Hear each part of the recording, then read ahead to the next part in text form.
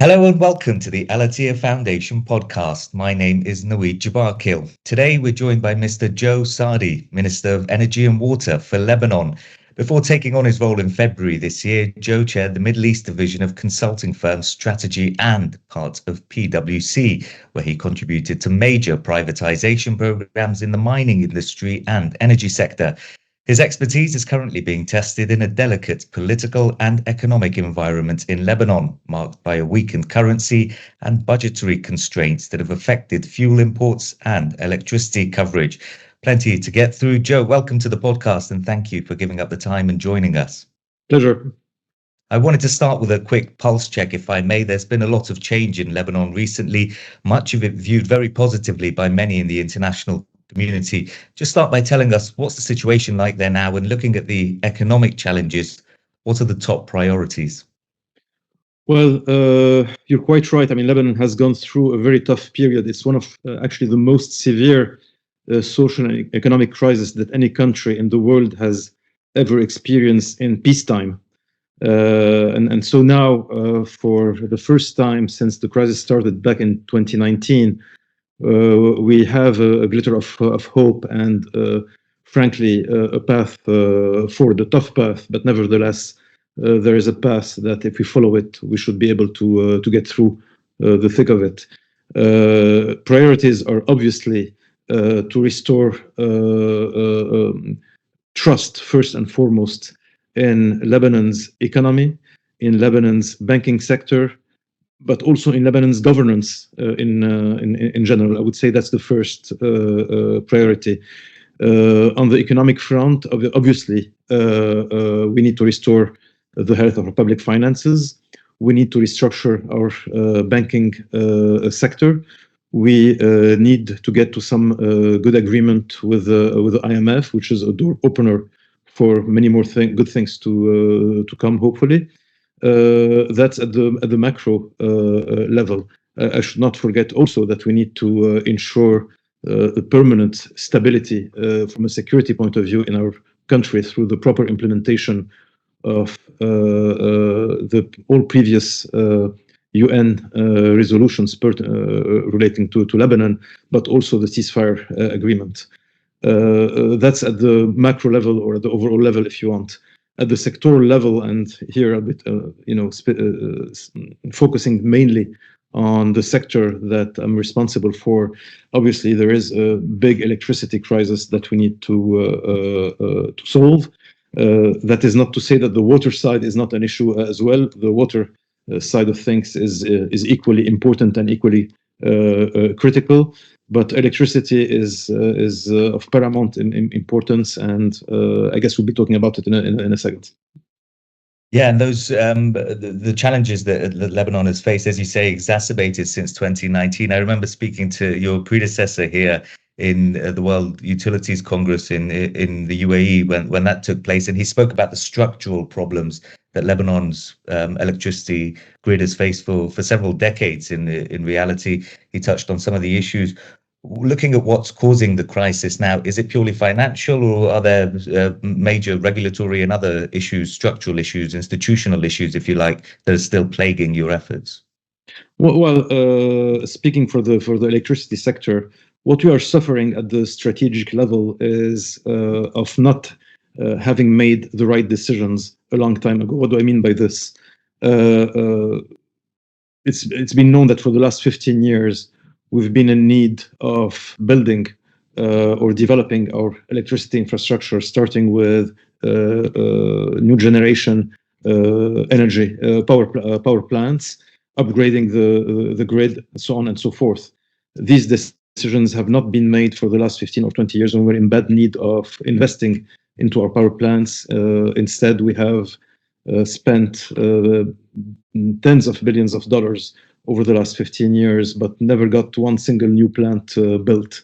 And so there is no magic in this. I mean, you have electricity when you have a combination of modern power plants, in sufficient capacity, coupled with renewable energy, which Lebanon should be also focusing on even more so in the coming years. And you mentioned an interesting point in your first answer about trust, regaining the trust of the Lebanese people. Many people will look at electricity and consider it a basic good that would really help build that sort of trust. Just give us a sense of this opportunity for Lebanon as a nation and the role that you're playing within that as a ministry to try and boost that trust and show the Lebanese people that things are different this time. Well, the trust starts by telling the truth. And not over promising, but trying to over deliver. That's how you build trust. And when I took over the ministry, the first thing I said is I will make no promises. I will only announce things when things are done. I think the Lebanese people are weary and tired of promises and big declarations, so I've been keeping relatively quiet. One of the main elements of building trust is frankly starting to implement existing laws. And there is the fundamental law of electricity called Law 462 has been voted back in 2002, 23 years ago, and it has never been implemented.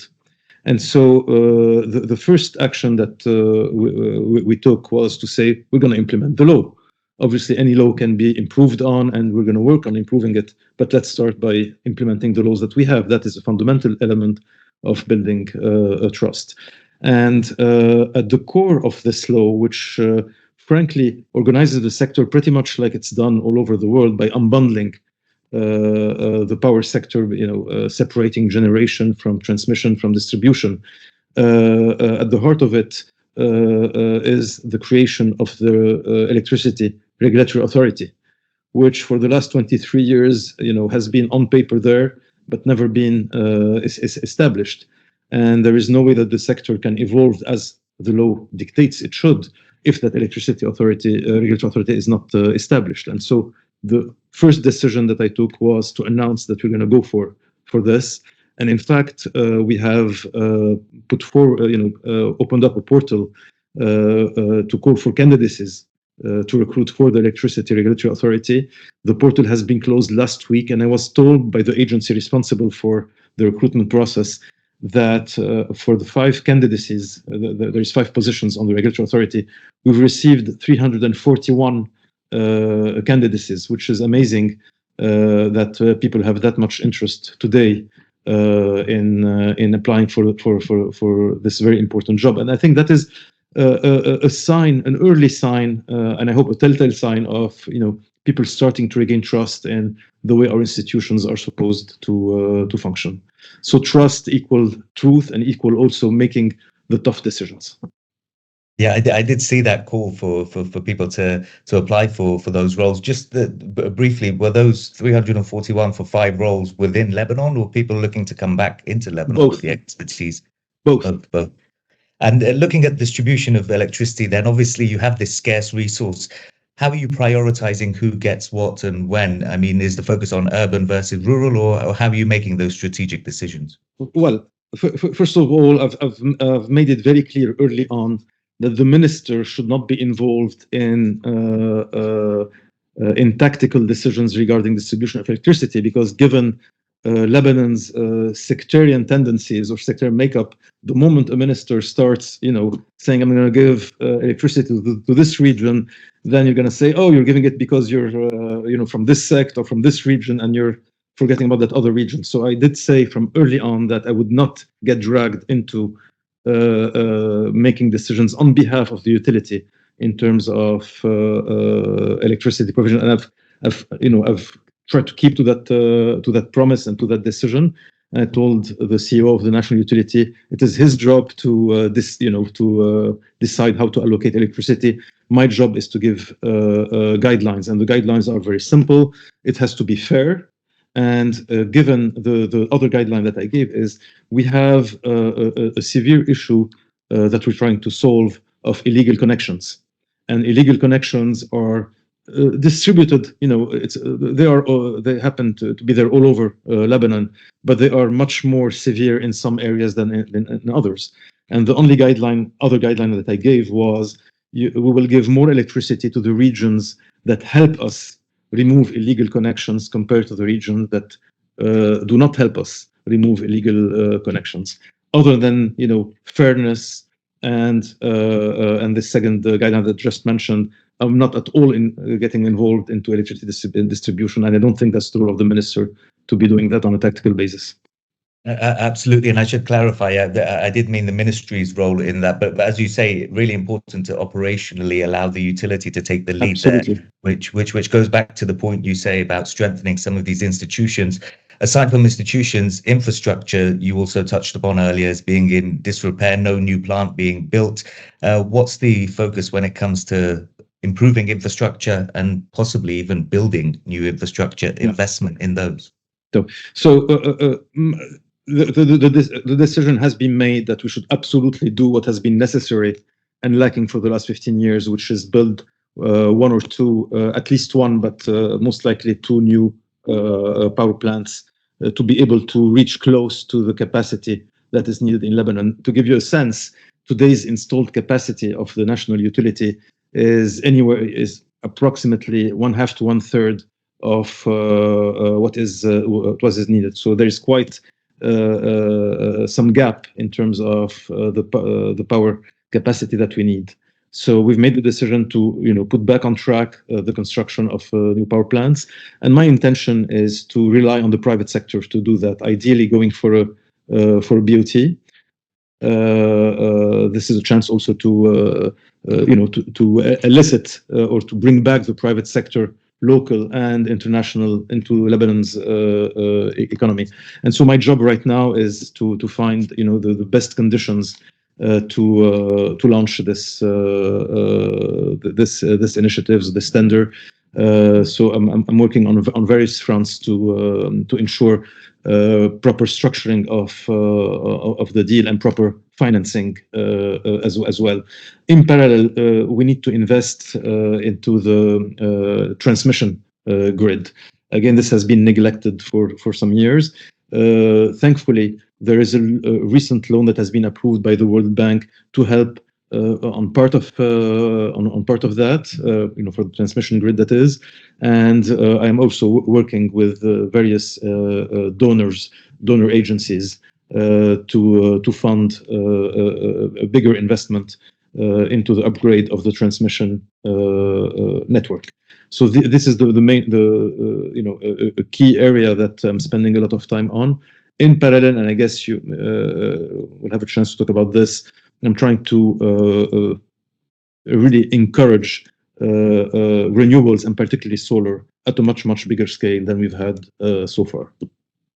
Yeah, a lot of attention around the efforts when it comes to solar, which we will touch upon. I just wanted to talk about gas, not renewable, but a very important fuel in Lebanon's energy mix and the regions really going forward. There was talk before in the past about building floating storage units. Is that still on track, still the plan, or not really? Yeah. So first of all, you're quite right in saying that natural gas is of paramount importance to us today. Our power plants are working exclusively on fuel, which is expensive, which is environmentally not very healthy. So we need to switch to gas as soon as we can. So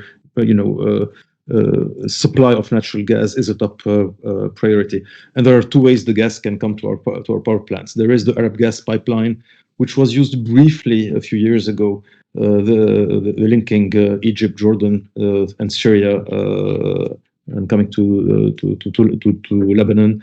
But also, as you mentioned, using FSRUs, floating storage regasification units. And again, my plan currently is to work on securing one FSRU to Lebanon to ensure that current plants, but also the future plants, are functioning based on natural gas. And that agreement that you touched upon, Egypt was one of the key countries that you signed an agreement with, looking at gas. Is that still coming through, given that Egypt itself is facing shortages? So I'm told right now that Egypt is facing a shortage of gas for a couple of years. They may not be in a position to export gas. Nevertheless, there are other ways to get gas through this pipeline from other supply sources, linking to terminals or FSRUs, for instance, such as the one that has been in Jordan for some time in Aqaba. So there are some ways to secure supply in the shorter term until such time that Egypt is able to re-export, which is why also having an FSRU is very important. Any country should have at least a dual source of supply and be only reliant on a single source of supply, as recent history has shown us in Europe, for instance. Yeah, absolutely. And one way to combat that, I guess, is to produce your own more. When it comes to exploration, the deal with Qatar Energy, France's Total, Eni of Italy, are those efforts still going on, or is that not a priority currently? No. This remains a top priority. In fact, I've met with the CEOs of the consortium over the last few weeks, and we've had the commitment that we will be receiving very shortly the report on their exploration effort on what is known as Block 9, and we're also in discussions currently on what next steps should be. So this remains obviously a top priority for us. And another way to gain more energy independence, I guess, would be renewables, which you touched on earlier. Solar is something that Lebanon, many look at it geographically and think it has a unique advantage, and where it's situated to potentially export extra capacity, spare capacity in the future. What's happening around solar, and why has pickup been so slow given those geographical advantages? Yeah. So by virtue of Law 462 voted back in 2002, in order to allow investment into solar plants of utility scale, let's say, we needed to have by law the establishment of the Electricity Regulatory Authority, which is one of the reasons why I decided practically on the first day that I took over the ministry to go for the establishment and the recruitment of that regulatory authority. The moment this authority is there, we will be able to start attracting and encouraging investments of a big scale in solar. Until now, only in private investments in solar capacity lower than 1.5 megawatt was allowed by law. And if you've been to Lebanon in recent years, you would have seen on top of buildings, solar panels pop up almost everywhere, which has frankly helped through the crisis. But we now need to have much bigger capacity of solar as I said, at the utility scale, and this is the reason why we decided to go for the regulatory authority.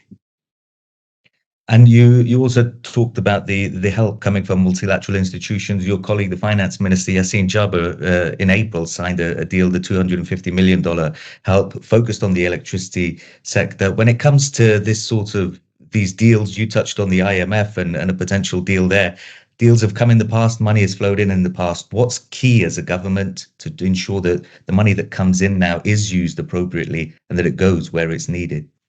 Well, I would say we talked earlier about the element of trust. I would say it's back to say what you do and do what you say. We said we would be going,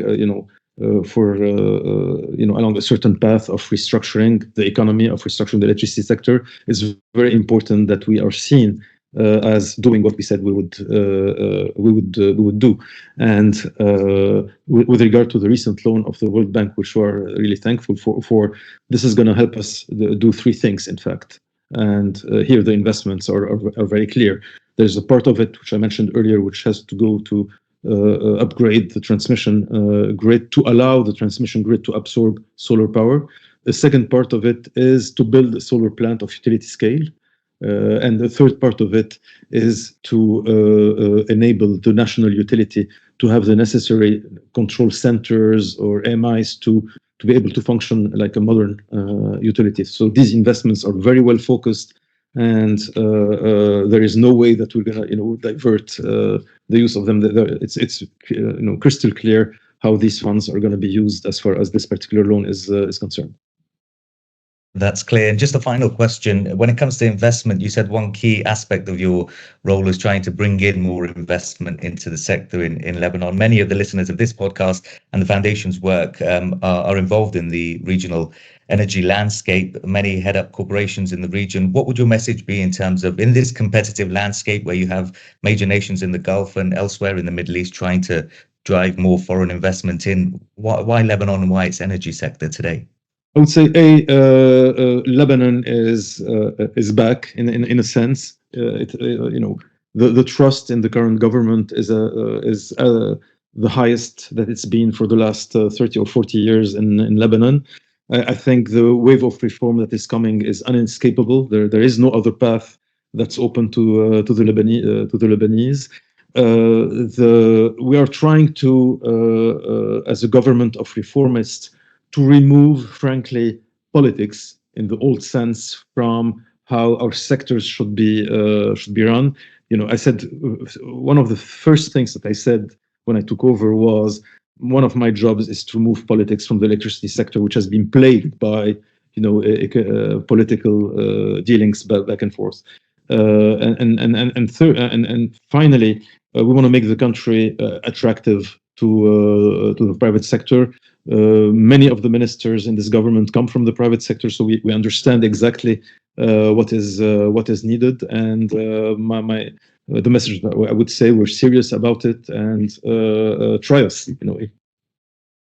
Yeah, I'm sure there will be many in the region who listen to that with great excitement and the opportunities available there. I know firsthand from talking to many in the region about the optimism and the potential that they see in Lebanon, which is a great country. That's Joe Al-Saddi, the new Minister of Energy and Water for Lebanon. Joe, thank you so much for giving up your time. Thank you, David.